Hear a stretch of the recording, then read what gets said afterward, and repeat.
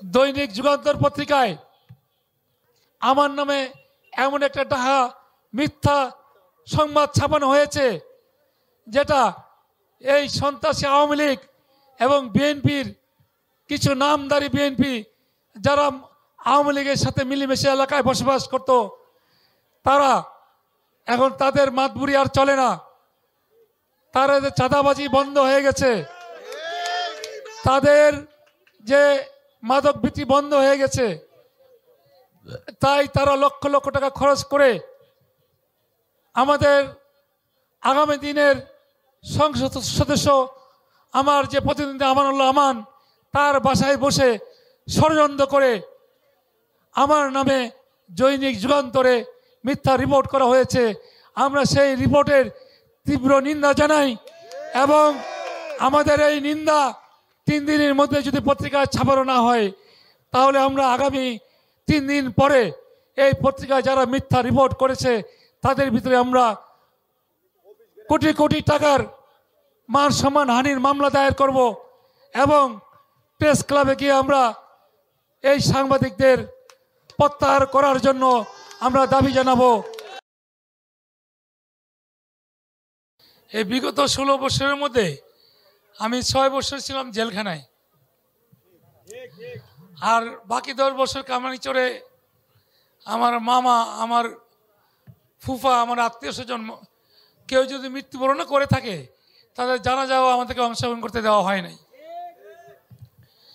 আর আপনারা মা বোনেরা এই 16 বছরে যেই 3 বার বা 4 বার ভোট হয়েছে, আপনাকে কেন্দ্রে গিয়ে ভোট দিতে পেরেছেন? আপনাদের ভোটের অধিকার কেড়ে নেওয়া হয়েছে। যারা আওয়ামী লীগের নেতা, যারা প্রভাবশালী ছিল, তারা অসহায় নিরীহ মানুষের উপরে অনেক অত্যাচার নির্যাতন চালিয়েছে, চাঁদাবাজি করেছে এবং মাদক বিক্রি করে পুরো এলাকার কিশোর যুবককে ধ্বংস করে দিয়ে গেছে। আজকের ফেরাউন শেখ হাসিনা, তার পুত্র জয় এবং তার আত্মীয় স্বজন মিলে এই দেশ থেকে হাজার হাজার বিলিয়ন বিলিয়ন ডলার চুরি করে বিদেশে নিয়ে গেছে।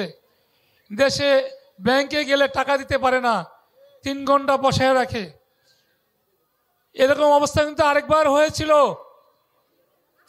যখন এই হাসিনার পিতা শেখ মুজিবুর রহমান ক্ষমতায় ছিলেন, তখনও দেশে কৃত্রিম দুর্ভিক্ষ তৈরি করেছিল।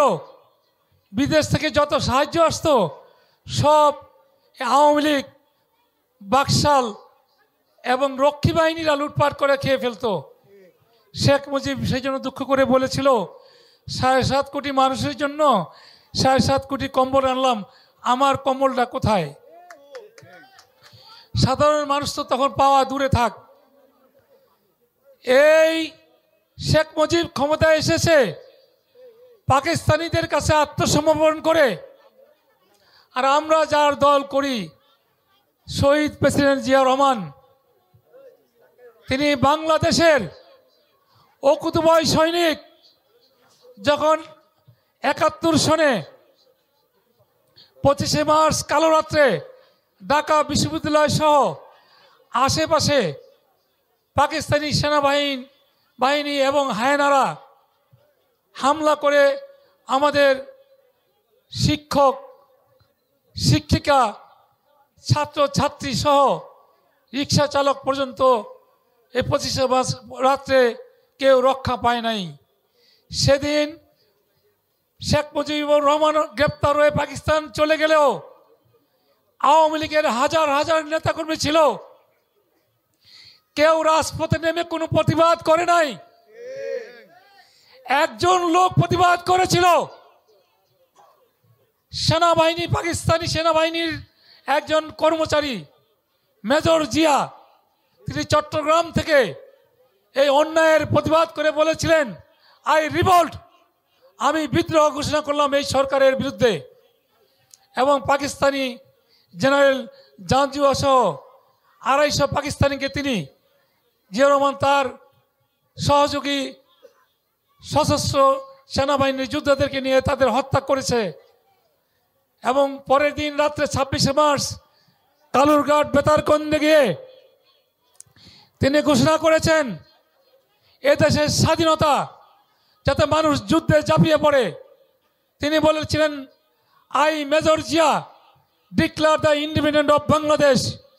আমি মেজর জিয়া বাংলাদেশের স্বাধীনতা ঘোষণা করছি। এই জিয়া বাংলাদেশে থেকে চট্টগ্রাম, পার্বত্য চট্টগ্রাম এবং দেশের আনাচে কানাচে জেট ফোর্স তৈরি করে তিনি ময়দানে যুদ্ধ করে বীরোত্তম খেতাব অর্জন করেছেন।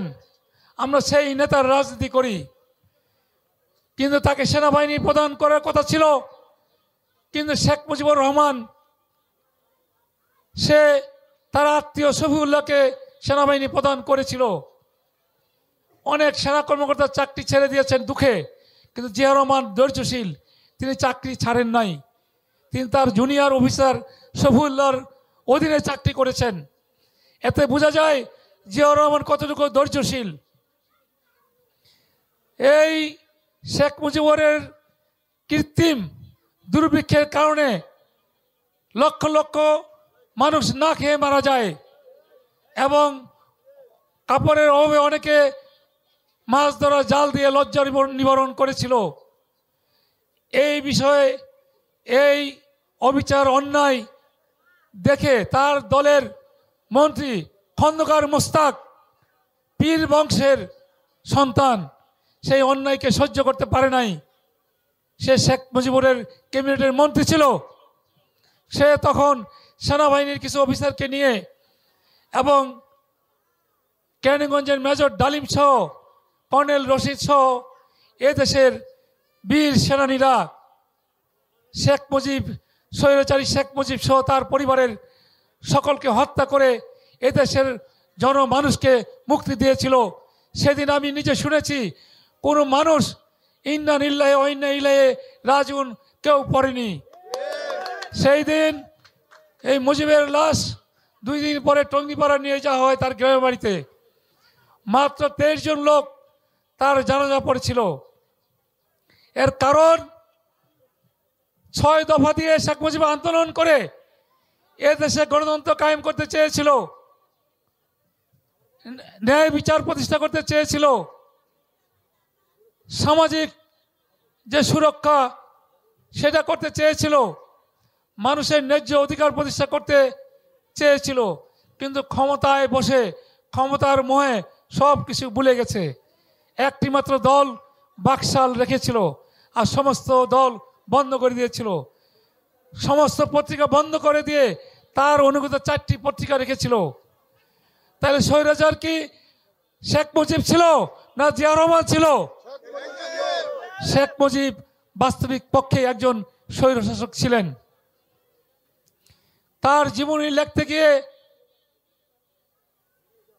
লন্ডনের, ইংল্যান্ডের এক লেখক সারা বাংলাদেশে আনাচে ঘুরে সেনাবাহিনীর অফিসারদের সাক্ষাৎকার নিয়ে একটি বই লিখেছেন, বাংলাদেশ এ লিগেসি অফ ব্লাড। সেটাতে তিনি বলেছেন এই শেখ মুজিবুর রহমান 6 দফা দিয়ে এদেশের আপামর জনতাকে, কৃষকদেরকে ঐক্যবদ্ধ করে পাকিস্তানের বিরুদ্ধে গণ আন্দোলন গড়ে তুলেছিল। কিন্তু ক্ষমতায় গিয়ে ক্ষমতার মোহে সব কিছুকে হত্যা করে এক না একতন্ত্র চালু করেছিল বলেই তাকে তার দলের লোকেরা হত্যা করেছে। আর শেখ হাসিনা, তার মন্ত্রীরা, তার আত্মীয়রা মায়া কান্না করে বলে জিয়াউর রহমান আমার বাবাকে, আমার পরিবারকে হত্যা করেছে। ডাহা মিথ্যা কথা। এই ডাইনি হাসিনা 100% মিথ্যুক। যখন পৃথিবীতে বিভিন্ন টিভিতে শেখ হাসিনা বক্তব্য রাখত, এই দেশের জনগণ টিভিটা বন্ধ করে দিত, কারণ সে ছিল মিথ্যাবাদী। আমাদের জনগণের ভোটের অধিকার কেড়ে নিয়েছে, ন্যায় বিচার কেড়ে নিয়েছে, গুম খুন হত্যা করে মানুষকে বন্দী করে রেখেছে সারা দেশবাসীকে। কাজে তার কবল থেকে আজকে আমাদের ছাত্র জনতা, মসজিদ, মাদ্রাসা, এতিমখানা এবং সাধারণ জনগণ ও শিশু শিশুরা সহ জীবন দিয়ে প্রায় 3000 মানুষের রক্তের বিনিময়ে আজকে আমরা স্বাধীনতা অর্জন করেছি নতুনভাবে। এই স্বাধীনতাকে ধরে রাখতে হবে এবং এই আওয়ামী লীগের চেলা চামুন্ডারা যেখানে রয়েছে তাদেরকে যেখানে পাবেন সেখানেই তাদেরকে গণদোলাই দিবেন, যাতে তারা আওয়ামী লীগের নাম ভুলে তারা যেন তাবলিগ জামাতে গিয়ে নাম লেখায়। এই অত্যাচার যেন তারা আর করার সুযোগ না পায়। আমি বক্তব্য দীর্ঘায়িত করতে চাই না। আওয়ামী লীগ হলো স্বৈরশাসক আর বিএনপি হলো বহুদলীয় গণতন্ত্র। আওয়ামী লীগ আসতে অত্যাচার হয়, বিএনপি আসতে মানুষ উন্নয়ন পায়। আজকে 16 বছর এই এলাকায় কামরুল বিনা ভোটে এমপি হয়েছে, মন্ত্রী হয়েছে। এই এলাকার অনেক জায়গায় মা বোনেরা গ্যাস পায় না, তারা সিলিন্ডার গ্যাস কিনে রান্না করে। তাহলে এই কামরুল মন্ত্রী এবং এমপি তার মুখে এই এলাকার জনগণের থুতু দেওয়া উচিত ছিল যে গ্যাসের একটা সামান্য সমস্যা সমাধান করতে পারে নাই। ইনশাল্লাহ আমরা আমাদের মা বোনদের যাতে কষ্ট লাঘব হয় সেজন্য আমরা তিতাস গ্যাস কোম্পানিতে যোগাযোগ করছি, যাতে এই ডুলার কারখানায় যে অবৈধ লাইন, বিভিন্ন অবৈধ লাইন কেটে এবং নতুন গ্যাসের সংযোগ দিয়ে যাতে আমাদের কামারীচরে পরিপূর্ণ গ্যাস পায় সেই ব্যবস্থা করার জন্য আমরা তিতাস গ্যাস কোম্পানিতে আমরা যোগাযোগ করছি। আশা করি অচিরেই এই সমস্যার সমাধান হবে। আমাদের প্রিয় মা বোনেরা, আজকে ধনীরা গরিবের উপর অত্যাচার চালায়। আমি চেয়ারম্যান থাকা অবস্থায় কখনো এই অন্যায় অবিচার করতে পারে নাই। আমি এলাকায় এসেছি, আমি ন্যায় বিচার প্রতিষ্ঠা করে চলেছি। আমি চাঁদাবাজ মুক্ত এলাকা ঘোষণা করেছি, মাদক মুক্ত এলাকা ঘোষণা করেছি। কিন্তু এর আগে কুচক্রি মহলরা আমাকে 2 বার হত্যা করার জন্য চেষ্টা করে। একবার আমার মিজান মেম্বার নিহত হয় এবং আমি 7টি গুলিবিদ্ধ হই। তারপরেও কামরুল এসে আমাকে হত্যার নির্দেশ দেয়, তখনও আমি হামলার শিকার হয়েছি। আমার গাড়ি আগুন দিয়ে জ্বালিয়ে দেওয়া হয়েছে এবং একজন কাঠের দোকানের কর্মচারীকে, নিরীহ ছেলেকে হত্যা করে আমার নামে হত্যা মামলা দেওয়া হয়েছে। আমাকে 6 বছর কারাগারে রাখা হয়েছে। আমি আপনাদের জনগণের কাছে বিচার চাই। এই যারা জালেম, অত্যাচারী, মাদক বিক্রিকারী, চাঁদাবাজ, ভূমিদস্যু, এদের বিচার কি আপনারা চান না? তাদের বিচার বিশেষ ট্রাইব্যুনালে, যুদ্ধ অপরাধ ট্রাইব্যুনালে এবং বিশেষ জজ আদালতে তাদের বিচার হবে এবং এই বাংলার মাটিতে তাদের শাস্তি অবশ্যই হবে।